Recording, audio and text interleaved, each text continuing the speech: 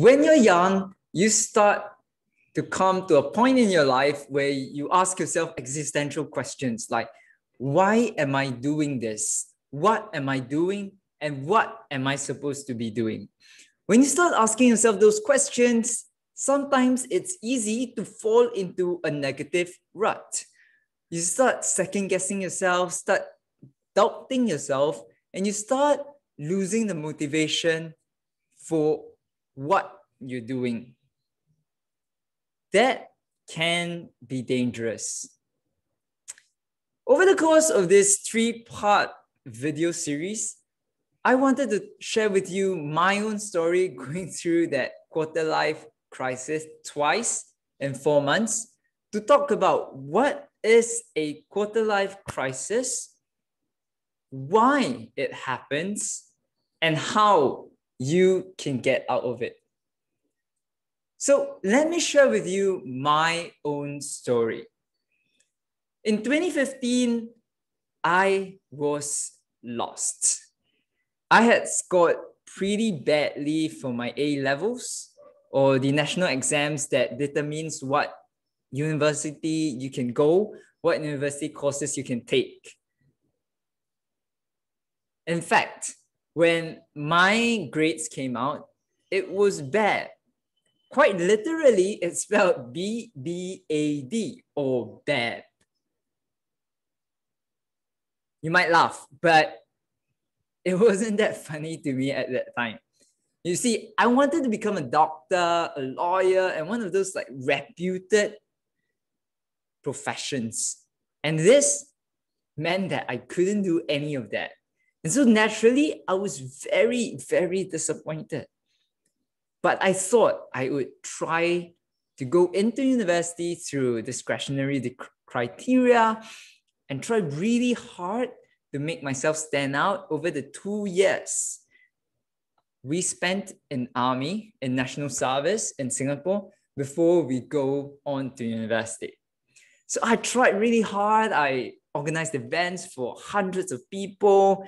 Each weekend after coming out of the army, I would volunteer with people with learning disabilities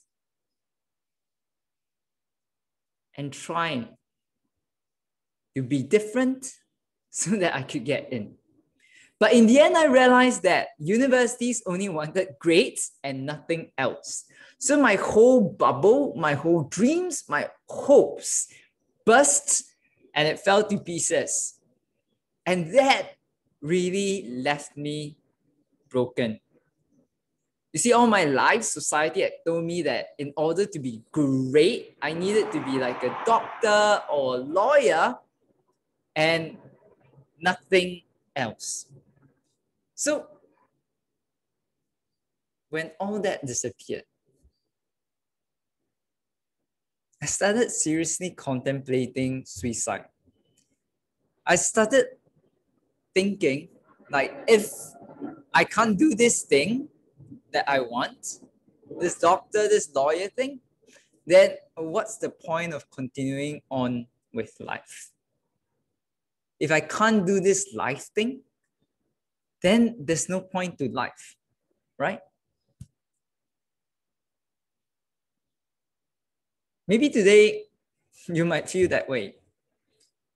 Maybe today you are facing some broken dreams, broken hopes, some disappointments in life, and you wonder, is there any point in doing this life thing, right? When you can't do it anymore. If that's you today, I hope you hold on for a little while more. I don't have all the answers, but I hope that at least on this journey, you begin to find a bit more insights about yourself.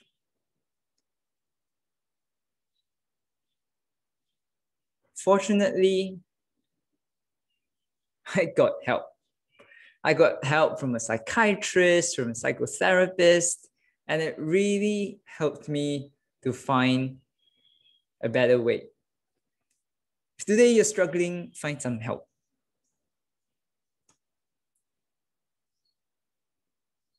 Fortunately, eventually I got a scholarship to study social work, and my quarter life crisis abated and stopped temporarily. Then came 2019. September 2019, I finished university, and by all accounts, it should have been a really high point of my life. I was graduating with a first-class honors degree. I had been a board director of an 11 million pound charity. I had been writing a book. I had been invited to conferences to speak. I had been teaching for university. I mean, my resume looked great, but yet it didn't change the fact that deep within me, I felt this deep sense of unfulfillment, of dissatisfaction, as if I reached the top and realized that, hey, there's nothing at the top. All my life, I wanted to go and be at the top, right? And I realized that it was all empty at the top, and it didn't bring more satisfaction than where I was at when I was at the bottom, right? And that was really scary. Faced with a no job, not knowing what to do when I flew back from England, I fell into a deep rut. Fell into a deep depression where I was grieving the loss of my friends and the place that I come to enjoy in England, and also dealing with this sense of uncertainty over where my next step would be, where my next job would be. And I started turning to negative coping mechanisms, things like binge eating.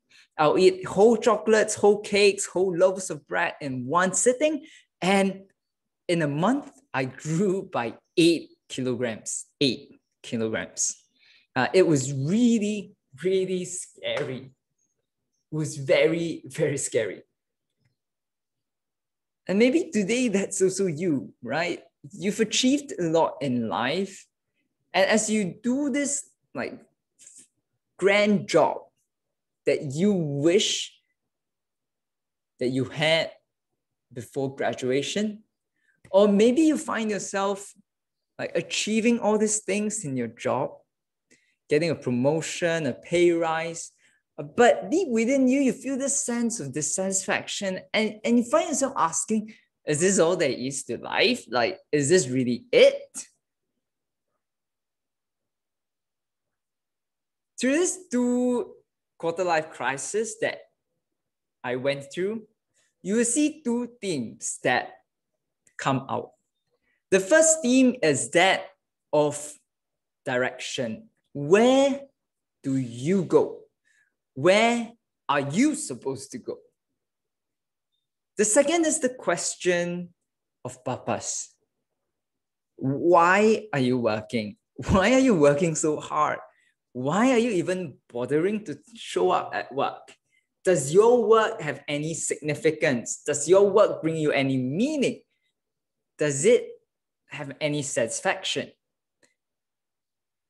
And those are deep, searching questions that are difficult to answer.